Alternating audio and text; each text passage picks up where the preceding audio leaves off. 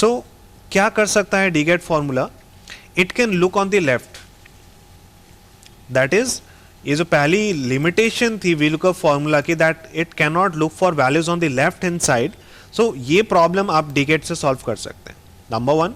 Number two, it can use multiple criterias. So चलिए एक एक करके चेक करते हैं what DGET can do. So let us look for an order ID this 55. तो हम 55 ऑर्डर आईडी को सर्च करते हैं and we need to look for the sales amount कि 55 ऑर्डर आईडी के अगेंस्ट में what is the sales amount. So start using the dget formula, give an equal sign first, dget, press tab. It is asking for database. तो database select करते वक्त अब आपका ये जो पूरा डेटा सेट है ये आपका पूरा डेटाबेस है. अब इस केस में आपके ऊपर कोई रेस्ट्रिक्शन नहीं है कि आपको फर्स्ट कॉलम कौन सा लेना है. आप इस पूरे डेटा सेट को कहीं से भी स्टार्ट कर सकते हो, कहीं पे भी सिलेक्ट कर सकते हो. ओके तो मैं इस पूरे डेटा सेट को कंसीडर कर लेता हूँ right from the row ID, shift control down and shift control right. तो मैंने इस पूरे टेबल को ही कंसीडर कर लिया. Okay comma, now it is asking field कि आपको क्या ढूंढना है. सो हमें ढूंढना है सेल्स. तो सेल्स को मैं यहाँ से सिलेक्ट कर लेता हूँ कि हमें सेल्स ढूंढना है. Then comma, it is asking for criteria. अब सेल्स के अगेंस्ट क्या क्राइटेरिया है, that I need to look for this particular order ID. Okay, you are not able to see this, but आपको क्या करना है, order ID का heading select करना है एंड उसके साथ साथ आपको नीचे वाला जो order ID हमने specify किया that is 55, आपको उसको भी select करना है. So if you look at my selection here from P13 to P14, मैंने इन दोनों cells को select किया on the first column here. Okay, now I can close the bracket and press enter. And it fetches me the sales amount for this particular order ID. 55 के against में I have 261.96 and it is fetching this data very well. Okay? तो ये तो हमने left to right ही देखा, जो काम VLOOKUP कर रहा था अभी डीगेट ने वही काम किया. यस, बट अब हम इसका उल्टा ट्राई करते हैं कि अगर मैं सेल्स अमाउंट से अगर मैं लेट्स से प्रोडक्ट नेम ढूंढना चाहूँ तो वो कैसे करें. सो उसके लिए हम इस ब्लैंक सेल को यूज करेंगे under the product name. We use the dget formula again, equal to dget, press tab, again select the database. So इस पूरे database को select कर लीजिए, shift control down, shift control right, comma, come back, field. What is the field this time? I need to look for product name.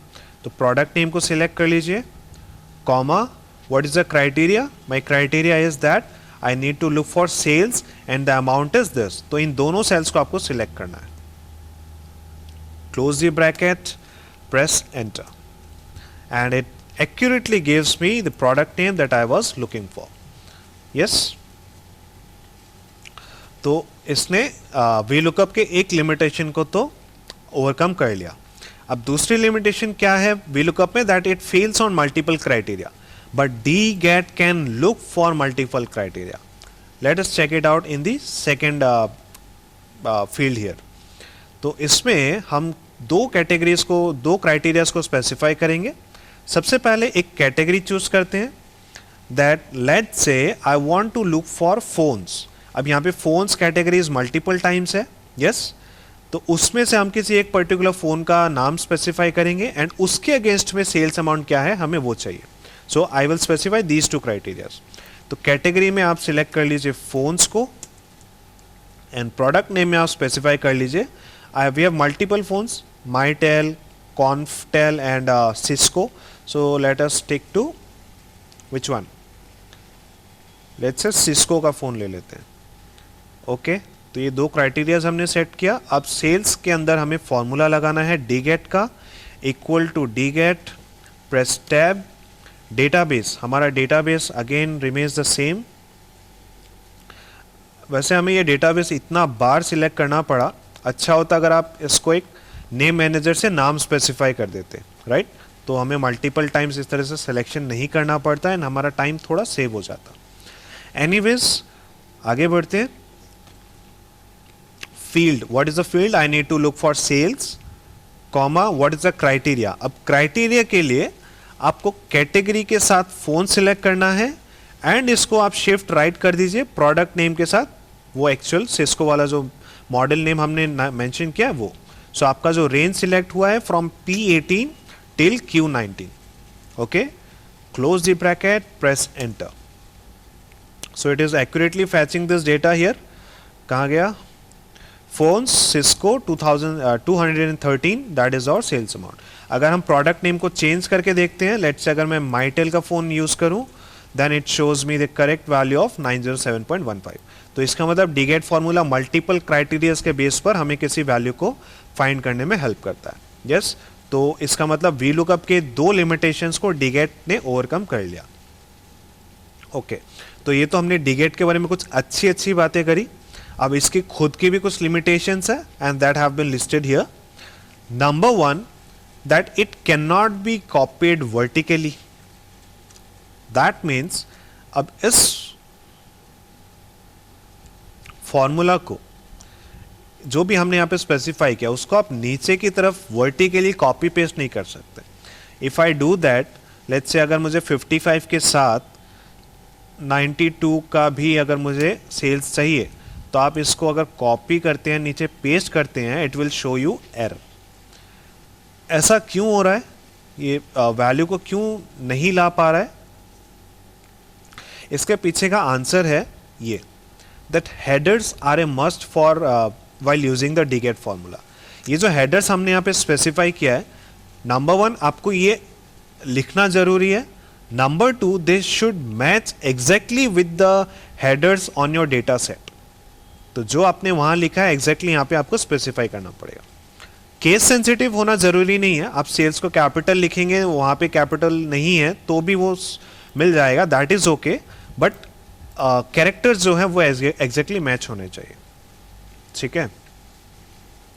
And problem क्या आ रही है, जब आप इसको कॉपी करते हैं, नीचे पेस्ट करते हैं, तो उस केस में आपका जो हेडर है वो यहाँ नीचे की तरफ शिफ्ट हो जाता है. It shifts to this value.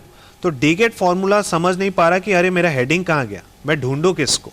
So that is the problem here. अगर आप इस डेटा सेट को, चलिए मैंने वापस ठीक कर दिया, दैट इज ओके. बट यहाँ हेडर का जो नाम है, अगर मैं इसको वापस ऊपर शिफ्ट करता हूँ, लेट्स से मैं इसका जो क्राइटेरिया है दैट इज P14 to 15 ना, तो अगर मैं इसको P13 भी कर देता हूँ, अगर मैं इस ऑर्डर आईडी को इंक्लूड कर लेता हूँ एंड यहाँ पे भी अगर मैं इसको सेल्स पर वापस ले जाता हूँ हेडर पर, then also it will show an error. Because इसको एकदम इसी तरह से अरेंजमेंट चाहिए कि हेडर होना चाहिए, उसके नीचे पर्टिकुलर वो लुकअप वैल्यू होना चाहिए. अगर बीच में गैप आएगा, कुछ और वैल्यू आएगा, तो फिर डीगेट बोलेगा हमसे ना हो पाएगा. So that is the problem with DGET. Okay, so ये एक छोटी मोटी लिमिटेशन नहीं है, this is a very big limitation. Because usually आप कोई फॉर्मूला यूज करते हो तो फिर आप उसको चाहते हो कि वो मल्टीपल सेल्स में आप उसको कॉपी पेस्ट कर पाएं. एंड अगर कॉपी पेस्ट ही नहीं कर पा रहे हैं तो बहुत इसकी जो यूसेज है, उसका जो एप्लीकेशन है वो काफ़ी लिमिट हो जाता है. यस, तो अगर अनटिल एंड अनलेस अगर आपको सिर्फ एक ही वैल्यू सर्च करना है और मल्टीपल क्राइटेरियाज के साथ सर्च करना है, तो आप डीगेट फॉर्मूला यूज कीजिए. बिकॉज वो दोनों चीज़ आप वी लुकअप से नहीं कर सकते. बट अगर आपको मल्टीपल वैल्यूज चाहिए, आपको मल्टीपल सेल्स में अगर आपको फॉर्मूला को कॉपी पेस्ट करना है, तब तो फिर आपको वी लुकअप यूज करना पड़ेगा. ओके, एंड उसके बाद थर्ड लिमिटेशन क्या है डीगेट के केस में, that it fails in case of duplicate values. अब वी लुकअप के केस में डुप्लीकेसी में लिमिटेशन क्या थी, दैट वो सिर्फ पहली वैल्यू को पहले इंस्टेंस पे उसे जो सर्च जो मिलता है उसके अगेंस्ट में जो रिजल्ट है वो हमें स्पेसिफाई करता है. बट डीगेट तो अगर डुप्लीकेट वैल्यूज हुआ तो वो वैल्यू को शो ही नहीं कर पाएगा. अगर मैं यहाँ पे 57 लिखता हूँ, because 57 order ID is repeated multiple times, right. तो अगर हम यहाँ पे 57 यूज करते हैं तो it will show an error. 55 सिर्फ वॉज अ यूनिक वैल्यू, वो सिर्फ वंस अपीयर हो रहा था, इसीलिए इसने 55 के अगेंस्ट में वैल्यू को शो किया. बट 57 मल्टीपल टाइम्स है, इसलिए ये उसे शो नहीं कर पा रहा है. सो that is again another limitation. Okay, well इस लिमिटेशन को हम कुछ एक्स्ट्रा जुगाड़ करके हम इस लिमिटेशन को ओवरकम जरूर कर सकते हैं. Okay, So if you are more curious to know, if you are more interested to using this DCAT formula only, कि मैं इसको ज़्यादा यूज़ करना चाहता हूँ, तो अगर मैं इसके थर्ड लिमिटेशन को ओवरकम कर पाऊँ तो शायद इसकी जो एप्लीकेशन है, जो यूजेबिलिटी वो और बढ़ जाएगी। तो उसके लिए आपको क्या करना पड़ेगा, आपको ये जो भी डुप्लीकेट वैल्यूज़ है उसके लिए आपको एक यूनिक आईडीज, यूनिक वैल्यूज़ आपको क्रिएट करना पड़ेगा। How can we do that, let me show you. इन सभी ऑर्डर आईडीज के अगेंस्ट हम क्या करेंगे, एक यूनिक आईडी क्रिएट करेंगे। Okay, so unique ID create करेंगे, कैसे करेंगे, लेट मी शो यू। हम क्या चाहते हैं यूनिक आईडीज के लिए, हम क्या चाहेंगे, हम चाहते हैं कि अगर 55 पहली बार आ रहा है, पहली बार अपीयर हो रहा है, तो इट शुड शो 55-1। अगर सेकेंड टाइम रिपीट हो रहा है 55-2, थर्ड 55-3 एंड सो ऑन। सो उस केस में 55 जो है वो, उस केस में हमारे पास जो भी डुप्लीकेट वैल्यूज हैं उनके लिए भी हमारे पास एक यूनिक आईडी क्रिएट हो जाएगा, बिकॉज 55-1 और 55-2 आर टू डिफरेंट वैल्यूज, उसको फिर डीगेट रिकॉग्नाइज कर पाएगा। सो उसके लिए आपको क्या करना है, we first use the order ID, कि जो ऑर्डर आईडी है उसके बाद हमें क्या करना है, एक -1 लगाना है, राइट। सो उसके बाद आपको एक डैश लगाने के लिए how can we join two values using the ampersand, right. अब मैं कॉन्केटिनेट यूज नहीं कर रहा हूँ, we can use ampersand directly. उसके बाद हमें एक डैश चाहिए, तो इन्वर्टेड कॉमा के अंदर एक डैश दे दीजिए, क्लोज इन्वर्टेड कॉमा, हमारा 55 आ गया, हमारा डैश आ गया। अब मुझे चाहिए 1 2 3 4, तो 1 2 3 4 के लिए पहले मैं एक एम्परसेंड दे दूं, बिकॉज कुछ नया अटैच करना है अब मुझे। अब 1 2 3 4 में हम क्या चाहते हैं, काउंट करना चाहते हैं, राइट, कि जितनी बार वो वैल्यूज आए उतनी बार वो काउंट हो। तो उसके लिए हमें काउंट फॉर्मूला यूज करना है, and not only simple count formula, because simple count formula का मतलब तो फिर ये 1 2 3 4 काउंट करते चला जाएगा, which is already given in the row ID. Row ID में तो सीरियली गिवन ही है। So I want on the basis of a condition कि जब ये पर्टिकुलर वैल्यू डुप्लीकेट हो, जब ये पर्टिकुलर वैल्यू रिपीट हो, सिर्फ उस केस में काउंट इंक्रीज होना चाहिए, अदरवाइज काउंट इंक्रीज नहीं होना चाहिए। So I can do that using the COUNTIF formula. COUNTIF formula use करेंगे, press tab, and now I need to specify the range, कहां से आपको सिलेक्शन करना है। तो सिलेक्शन हमें करना है, मैं इसको okay, if you are not able to see it, anyways आप इस फॉर्मूला को देख के समझ लीजिए that I have selected the C13 cell, that is 55, the first order ID, and यहां से हमें स्टार्ट करना है अपना counting. So this is my first point, यहां से हमें नीचे तक जाना है। तो मैं इसे एक सेमी कॉलम प्लेस करूंगा, it will show me again C13, that is हमें C13 से अभी C13 तक जाना है, नेक्स्ट सेल में C13 से C14 तक जाना है। ओके, सो उसके लिए मुझे क्या करना पड़ेगा, जो फर्स्ट पॉइंट है, जो रेफरेंस पॉइंट है, उसको फिक्स करना पड़ेगा फंक्शन F4 से। We have done a similar thing in sub total as well, right. So वही चीज़ कर रहे हैं, कुछ ज़्यादा यूनिक नहीं है। तो ये काउंटिंग का तरीका हमने सब टोटल में सीख रखा है, so don't be much bothered about it, ये आपको समझ में आना चाहिए। सो मैंने यहाँ क्या किया, C13 से स्टार्ट करना है, एंड अभी फर्स्ट सेल में हमें, फर्स्ट केस में हमें C13 पर ही ख़त्म हो जाना है, एंड उसके बाद कॉमा देके क्राइटेरिया बताना है कि अब क्राइटेरिया क्या है आपका। क्राइटेरिया में है मेरा कि जब भी ये पर्टिकुलर सेल, ये नंबर रिपीट हो, तब काउंट होना चाहिए। तो उसके लिए मैं क्या करूँगा, इसी सेल को वापस सिलेक्ट कर लीजिए, जब भी जहाँ भी 55 मिले भैया आप काउंट कर लेना, and now I can close my formula. So basically इस फॉर्मूला को कैसे रीड करेंगे, जहां से शुरू हो रहा है उसी पे खत्म हो रहा है, एंड उसी वैल्यू को ढूंढ रहा है। मतलब शुरू भी तुम्ही से, खत्म भी तुम्ही पे, और ढूंढ भी तुम्ही को रहे।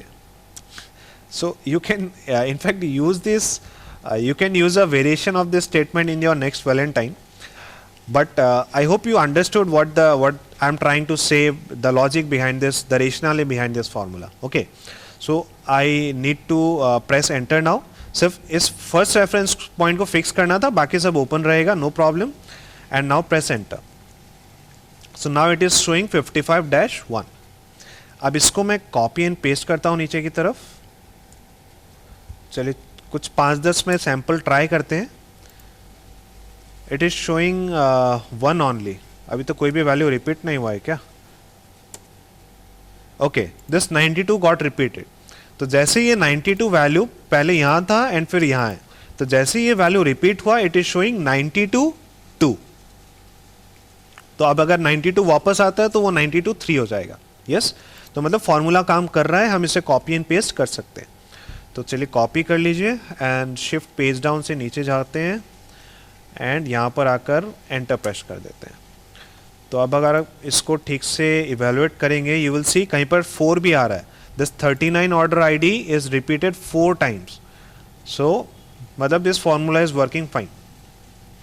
चलिए अब हमारे डीगेट फॉर्मूला पर अगर आप कोई भी वैल्यू को ढूंढना चाहेंगे, अब अगर मैं लेट्स से यहाँ पे 57 के अगेंस्ट ढूंढना चाहता हूँ, so I can do that because now this is a unique value, है ना। तो अब आप यहाँ पे 57-1 सिलेक्ट कर लीजिए, बट ये हमारे डीगेट में कवर्ड नहीं है ना, हमारे डेटा रेंज में कवर्ड नहीं है। तो इसको कवर करने के लिए आपका जो डेटा बेस है, आप यहाँ इसको B12 की जगह बस A12 कर दीजिए। तो अब ये एरिया कवर हो गया। सेल्स आईडी हमारा जो फील्ड है वो हमारा सेल्स ही रहेगा, बट जो क्राइटेरिया है उसका आपको हेडिंग का नाम चेंज करना पड़ेगा। इसको आपको ऑर्डर आईडी से क्या करना पड़ेगा, यूनिक आईडी करना पड़ेगा। सो यूनिक आईडी सिलेक्ट कर लीजिए and now this is fetching the data accurately. तो ये हमने एक जुगाड़ देखा जिससे हम डीगेट फॉर्मूला को यूज कर सकते हैं, अप्लाई कर सकते हैं even in case of duplicate values. Okay.